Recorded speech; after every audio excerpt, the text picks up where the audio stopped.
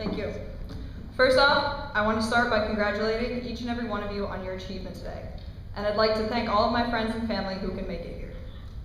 It's an honor to be standing here before you, this talented class of global citizens. For those of you who don't know me, I started off in the French department as a freshman because I knew French was my passion. And at that point, I even knew I wanted to be here before you 5 years later with a master's in it.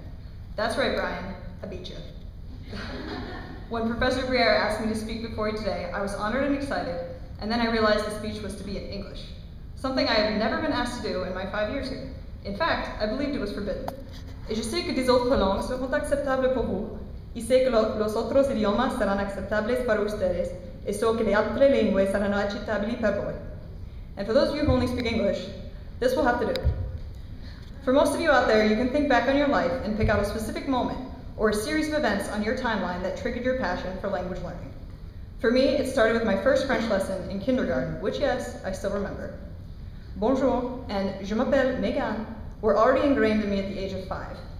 And it wasn't just French. I was always trying to use bigger words in English than I could handle, with my favorite word being actually, because I thought it made me sound sophisticated for a 4-year-old.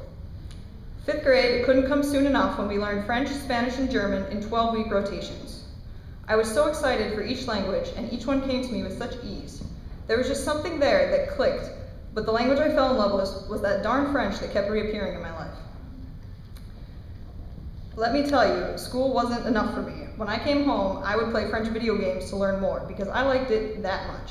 I know, I was that nerdy language kid.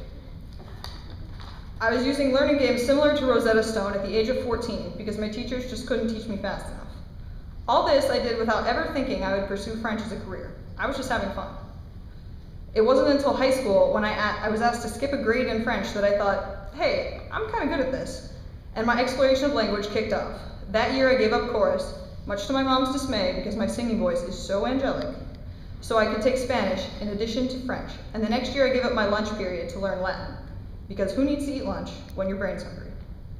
And if that wasn't enough, I took up an Italian class at the community college when I was still in high school. I was truly a language nut. But don't look at me like what a pasty nerd up here. I was a star athlete too, playing volleyball all 4 years in high school and on club teams in the off-season. When I came to SUNY as a freshman, nothing changed. I was determined to do everything the university had to offer, and as my professors and some of you know, I did do it all, and this university still had more to offer that I wish I could have done. I was a decided French major with an Italian and Spanish minor by the end of my first year, a decision most sophomores have trouble making. In addition to the founder of the women's club volleyball team, that first year was really rough, my can-do attitude got me through my study abroad that was laissez-faire, to say the least. I wish they wouldn't have disguised this move to France, matriculate, and live program as a study abroad program, because studying definitely came after finding my own apartment, teaching English at an elementary school, playing collegiate and regional volleyball. It just came after life, and I don't regret a minute of it. Now I know some of you parents out there are looking over at my mom and thinking, how does she deal with this overachieving, obviously too busy to make the 500-mile trip home girl up there? And to you, Mom, thank you for always encouraging me and supporting me in my crazy endeavors. But to you parents, your children have similar stories to mine and have accomplished just as much, if not more than me in my short 22 years. And I know you are just as proud of them as everyone up here.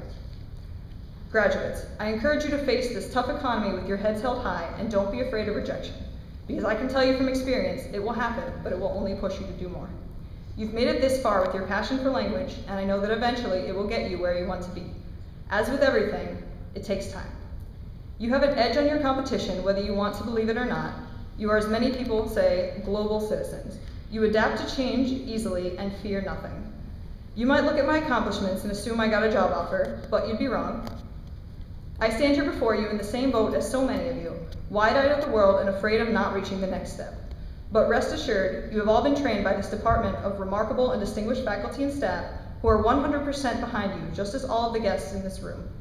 So count today as one of those moments that make up who you are, a global citizen with a passion for language, because this is just a tick on your life timeline. The best is yet to come. Félicitations, congratulations.